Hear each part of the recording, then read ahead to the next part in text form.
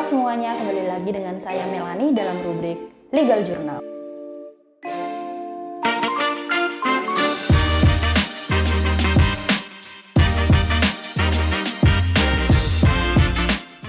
Nah, kali ini pertanyaannya datang dari Pak Dam ya, Pak DAM.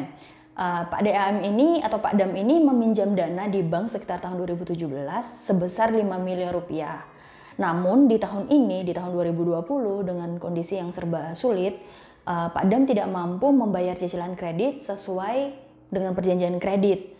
Lalu orang bank pada saat itu sempat ngomong gini sama Pak Damnya, "Pak, Bapak kalau nggak bisa bayar hutang ini, maka seluruh aset pribadinya Bapak dan juga aset pribadinya orang tua itu bisa kena loh, bisa disita loh, karena ada PG di dalam perjanjian Bapak." Nah pada saat itu si Pak Dam ini kaget aja gitu ya, dia pulang, dia coba untuk periksa di perjanjian kredit, ternyata di situ memang diatur personal guarantee dan yang menjadi personal guarantee-nya itu adalah papanya. Nah yang ditanyakan oleh Pak Dam adalah apa itu personal guarantee dan kenapa hanya satu aset yang dijaminkan di bank, tapi semua aset yang tidak dijaminkan pun bisa disita, termasuk aset orang tuanya. Oke, kita akan jawab satu persatu. Nah, personal guarantee itu menjadi salah satu klausul yang memang diatur di dalam perjanjian kredit gitu ya. Nah, perjanjian kredit ini kan semua sudah paham ya. Biasanya kan nasabah datang ke bank, kemudian mengajukan kredit, nanti kemudian bank datang untuk mensurvei, pergi ke tempat usaha, lihat prospek usahanya seperti apa, periksa laporan keuangannya, kemudian menilai aset jaminan yang akan dijaminkan begitu ya. Nah, kalau semuanya sudah oke, berjalan lancar, maka akan masuk ke dalam proses penandatanganan perjanjian kredit, lalu kreditnya akan cair gitu ya, atau uangnya akan cair seperti itu. Nah, personal guarantee atau jaminan perorangan itu diatur di dalam pasal 1820 Kitab Undang-Undang Hukum Perdata, atau kalau istilah hukumnya kita sebut dengan penanggungan.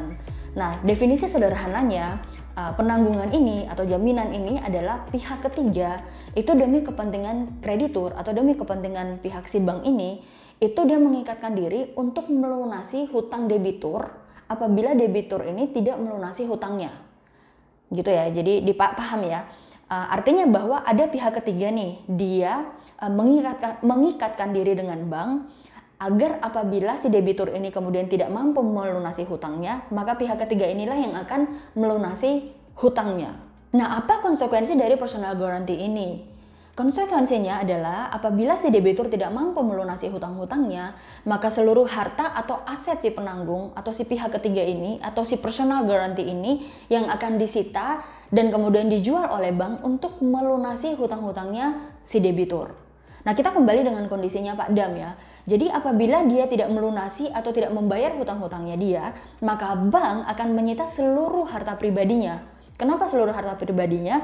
Karena yang berhutang pada saat itu adalah CV-nya, seperti itu ya. Ya, CV ini tanggung jawabnya perorangan dan secara tanggung renteng, sehingga melibatkan seluruh harta pribadinya juga. Dan kemudian bank ini menyitanya, menjualnya dan untuk melunasi hutang-hutangnya si debitur ini. Tapi pertanyaannya adalah, bagaimana kalau ternyata setelah dijual hutangnya Pak Dam ini masih belum lunas juga atau masih ada juga hutangnya seperti itu ya. Maka di sini peran dari personal guarantee ini akan muncul. Artinya bahwa aset papanya ini yang akan kemudian disita dan dijual oleh bank untuk melunasi hutang dari si debitur ini atau Pak Dam ini. Jadi perlu diingat, apabila bank kemudian memberi pinjaman kredit dengan nilai yang cukup tinggi dan bahkan kadang melebihi dari nilai aset, itu berarti di dalam perjanjian kredit pasti diatur mengenai personal guarantee. Dan jangan pernah menganggap sepele dengan klausul ini, karena dampaknya ke depan itu sangat buruk.